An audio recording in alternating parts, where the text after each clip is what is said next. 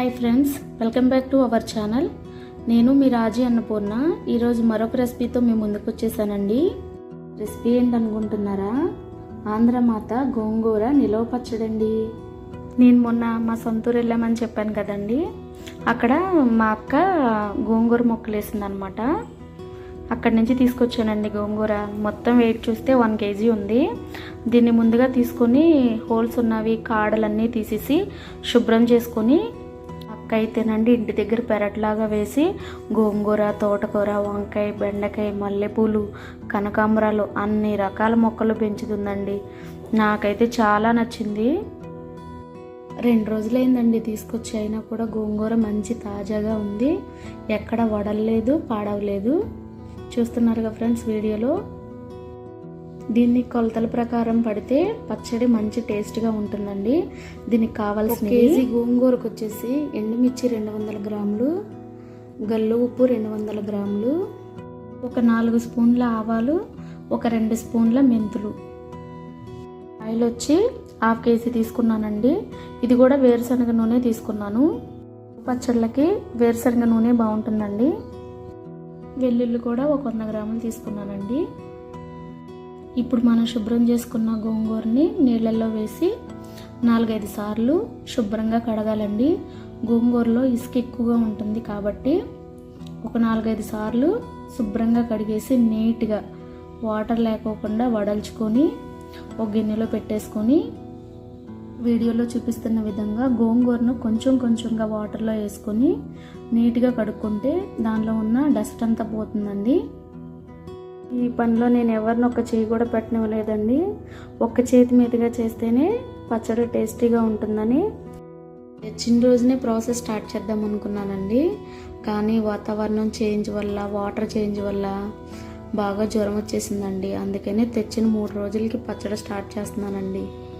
ఇప్పుడైతే ముందుగా మనం కడిగి పెట్టుకున్న గోంగూరని ఒక మెత్తని క్లాత్ తీసుకొని దాన్ని ఫ్యాన్ కింద పరుచుకొని, ఎండలో అవసరం లేదండి, ఫ్యాన్ కింద ఆరబెట్టుకుంటే సరిపోతుంది.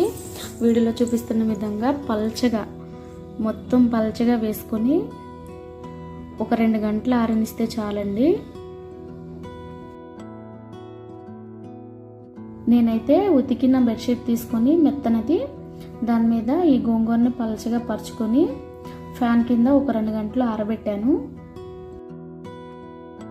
ఈ పద్ధతిలో మొత్తం గోంగూరని ఇలా బెడ్షీట్ మొత్తం పరుచుకొని పల్చగా పరుచుకొని ఒక 2 గంటల వరకు ఆరబెట్టుకుంటున్నానండి. 2 గంటల తర్వాత గోంగూర చూడండి ఎలా ఆరిపోయిందో, చెమ్మ లేకుండా. ఇప్పుడు పచ్చడికి ప్రాసెస్ చేసుకుందామండి. ఆరిన తర్వాత గోంగూర చూసారు కండి ఎలా ఉందో, ఎక్కడ చెమ్మ లేకుండా పొడి పొడిలాడుతూ ఉంది. అలాగని చెప్పి ఆకు బాగా వడలేదండి. పచ్చడికి ఏ రకంగా కావాలో అదే రకంగా ఉంది చూడండి. పచ్చడికి ఇలా లావుగా ఉన్న, ఎర్రగా ఉన్న ఎండుమిర్చే బాగుంటాయండి. ఇప్పుడు కొంచెం పెద్దగా వెడల్పుగా ఉన్న కడాయి ఒకటి పెట్టుకొని 2 టేబుల్ స్పూన్ల ఆయిల్ని యాడ్ చేసి, ఆయిల్ హీట్ ఎక్కాక ముందుగా ఎండుమిర్చిని యాడ్ చేసుకొని వేయించుకుంటున్నానండి. ఈ ఎండుమిర్చిని జాగ్రత్తగా వేయించుకోవాలండి, ఎక్కడ మాడకూడదు. ఒకవేళ మాడితే పచ్చడి టేస్ట్ మారిపోతుంది కాబట్టి తిప్పుకుంటూనే దోరగా వేయించుకోవాలన్నమాట.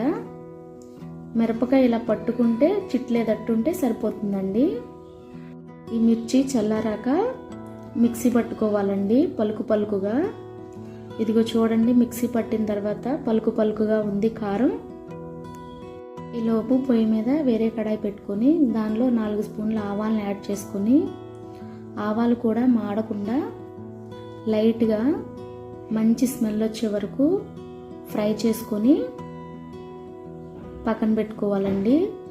ఇవి కూడా చల్లారిన తర్వాత మిక్సీ పట్టుకోవాలి వీటిలో చూపిస్తున్న విధంగా. తర్వాత అదే కడాయిలో 2 స్పూన్ల మెంతులను వేసి మంచి స్మెల్ వచ్చేలాగా మాడకుండా లైట్గా ఫ్రై చేసుకుంటున్నానండి. మెంతులు చల్లారాక దీన్ని కూడా మిక్సీలో పౌడర్ పట్టానండి. ముందుగా మిరపకాయలు వేపిన కడాయిని తీసుకొని దానిలోనే గోంగూరను కొంచెం కొంచెంగా యాడ్ చేసుకొని ఫ్రై చేసుకోవాలండి. చూడండి ఫ్రెండ్స్, వీడియోలో చూపిస్తున్న విధంగా గోంగూరని కొంచెం కొంచెంగా యాడ్ చేసుకొని దోరగా ఫ్రై చేసుకోవాలండి. గోంగూర కూడా ఎక్కడ మాడకూడదు, తిప్పుకుంటూనే ఉండాలండి ఫ్రై అయ్యే వరకు కూడాను.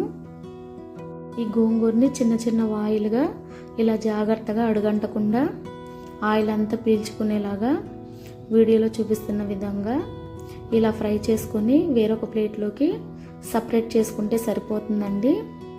మళ్ళీ ఇదే కడాయిలో కొంచెం ఆయిల్ తీసుకొని ఆయిల్ హీట్ ఎక్కాక మరొక వాయి వేసుకొని గోంగూరని మళ్ళీ ఫ్రై చేసుకొని అదే ప్లేట్లోకి సపరేట్ చేసుకోవాలండి. ఇలా గోంగూర మొత్తాన్ని కూడా ఆయిల్లో బాగా ఫ్రై చేసుకొని సపరేట్ చేసుకోవాలండి. దీనికోసం తీసుకున్న చింతపండులో తీగలు లేకుండా గింజలు లేకుండా మెత్తగా శుభ్రం చేసి పక్కన పెట్టుకోవాలండి. ఇలా ఫ్రై చేసుకొని సపరేట్ చేసుకున్న గోంగూర వేడిగా ఉండగానే లేయర్స్గా మనం ముందుగా శుభ్రం చేసి పెట్టుకున్న చింతపండుని చిన్న చిన్న ముక్కలుగా కట్ చేసుకుని మధ్యలో పెట్టేసి పైన గోంగూర లేయర్స్గా పరుచుకున్నానండి.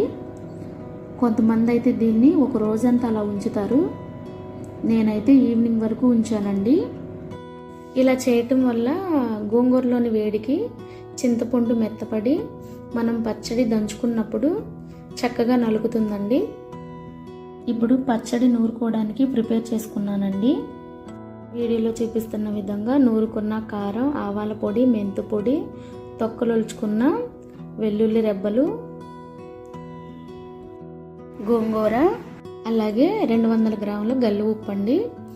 ఉప్పు కూడా మిక్సీ చేద్దాం అనుకునే టయానికి కరెంటు పోయిందండి, అందుకనే రోట్లో దంచుతున్నాను టేస్టీగా ఉంటుందని. రోలు బండ కడిగినప్పుడు తడి లేకుండా నీట్గా తుడుచుకోవాలండి, లేదంటే పచ్చడి బూజు పట్టే అవకాశం ఉంటుంది. తర్వాత రోట్లో మెంతిపొడి కొంచెం, ఆవాల పొడి కొంచెం వేసి ముందుగా మిక్సీ పట్టుకున్న కారపొడిని కొంచెం యాడ్ చేస్తున్నాను. కారం చూడండి ఇలా పలుకులుగా కచ్చా బిచ్చిగా ఉంటేనే పచ్చడి టేస్టీగా ఉంటుందండి. గోంగూరలోని చింతపండు చూసారు కండి ఎలా మెత్తగా అయిపోయిందో. దీనిలోనే కొంచెం గోంగూరను వేసుకొని కచ్చాబిచ్చాగా దంచుకోవాలండి. మరీ మెత్తగా దంచకూడదు, కచ్చాబిచ్చాగా దంచితే సరిపోతుంది. మనం గోంగూరని కొంచెంగా వేసుకొని మెత్తగా కాకుండా కచ్చాబిచ్చాగా దంచి వేరొక సపరేట్ ప్లేట్లోకి తీసుకుంటున్నాను. గోంగూరని కొంచెంగా తీసుకుని నూరుకుంటూ దానిలో ఆవపిండి, మెంతు పొడి, అలాగే ఎండుమిర్చి పౌడరు, గల్లుప్పు పౌడరు అన్నీ కలుపుకుంటూ కొంచెంగా దంచుకుంటూ, కొంతమంది అయితే గోంగూరని వేపిన పళంగానే ఆవకాయని కలిపినట్టు కలిపేసి మాగబెట్టుకుంటారండి. మరికొంతమంది మిక్సీలో కొంచెం కచ్చాబిచ్చాగా మిక్సీ పట్టి తాలింపు వేసుకుంటారు. నేనైతే టేస్టీగా ఉంటుందని రోట్లోనే దంచుతున్నానండి, అది కూడా కచ్చాబిచ్చాగానే, మెత్తగా దంచట్లేదు టేస్ట్ కోసం. గోంగూరని ఇలా రోట్లో దంచుతుంటేనే మంచి అరోమా స్మెల్ వస్తుందండి. నాకైతే గోంగూర పచ్చడి అంటే చాలా ఇష్టం అండి. మీలో ఎంతమందికి ఇష్టమో కామెంట్ చేయండి ఫ్రెండ్స్. ఇలా నూరుకున్న పచ్చడి అంతటిని ఒక బౌల్లోకి తీసుకున్నాం కదండి, దీన్ని మళ్ళీ ఒకసారి అంతా కలిసేలాగా కలయబెట్టుకోవాలి. పచ్చడిలో కలపడం కోసం తీసుకున్న వెల్లుల్లిలో కొంచెం రోట్లో వేసి నూరేసి ఈ గోంగూరలో కలిపేసానండి. ఇంకొంచెం ఈ గోంగూర పైన విడిగా ఆవకాయలో కలిపినట్టుగా కలుపుతున్నానండి. వీడియోలో చూపిస్తున్న విధంగా ఇలా కలుపుకున్న తర్వాత ఇప్పుడు తాలింపుకి రెడీ చేసుకోవాలండి. కొంతమంది అయితే మొత్తం జాడీలో పెట్టేసుకొని కావలసినప్పుడు తాలింపు వేసుకుంటారండి. నేనైతే ఒకేసారి మొత్తం తాలింపు వేసేసి జాడీలో పెట్టుకుంటున్నాను. దానికోసమని తాలింపుని రెడీ చేసుకుంటున్నాను. ఆల్రెడీ గోంగూరని ఆయిల్తోనే బాగా వేయించాను కదండి, అందుకని తాలింపులో ఒక 1/2 లీటర్ ఆయిల్ తీసుకుంటున్నాను.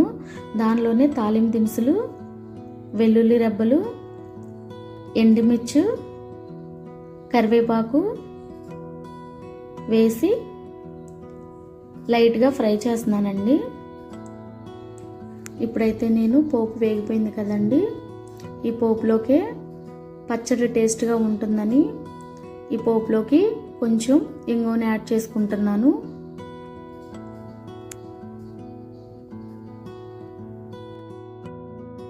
ఈ పోపు చల్లారాక దీన్ని ముందుగా రెడీ చేసి పెట్టుకున్న ఈ గోంగూర పచ్చడిలోకి యాడ్ చేసుకుంటున్నానండి. పచ్చడి మొత్తం బాగా కలుపుకొని వీడియోలో చూపిస్తున్న విధంగా ఆయిల్ చూసారా పైకి తేలుతుందండి. ఇలా మొత్తం కలుపుకొని నేనైతే జాడీలో పెట్టుకుంటున్నాను.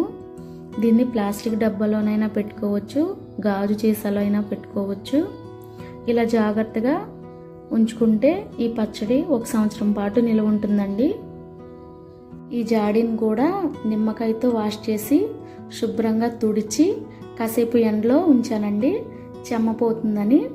మరొకసారి అంతా కలిసేలా ఒకసారి పచ్చడిని మొత్తం కలుపుకొని ఈ పచ్చడి మొత్తాన్ని కొంచెం కొంచెంగా జాడీలోనికి జాగ్రత్తగా వేసుకొని జాగ్రత్తగా లోపల పెట్టుకోవాలండి. పిల్లలు తిరగని ప్లేస్లో పెట్టుకుంటే మంచిదండి. వీడియో నచ్చినట్లయితే లైక్ చేయండి ఫ్రెండ్స్. మరిన్ని వీడియోల కోసం నా ఛానల్ని సబ్స్క్రైబ్ చేయండి. ఈ రోట్లో కొంచెం వైట్ రైస్ వేసి కలుపుతున్నానండి, చాలా బాగుంటుంది. Thanks for watching. మరొక వీడియోతో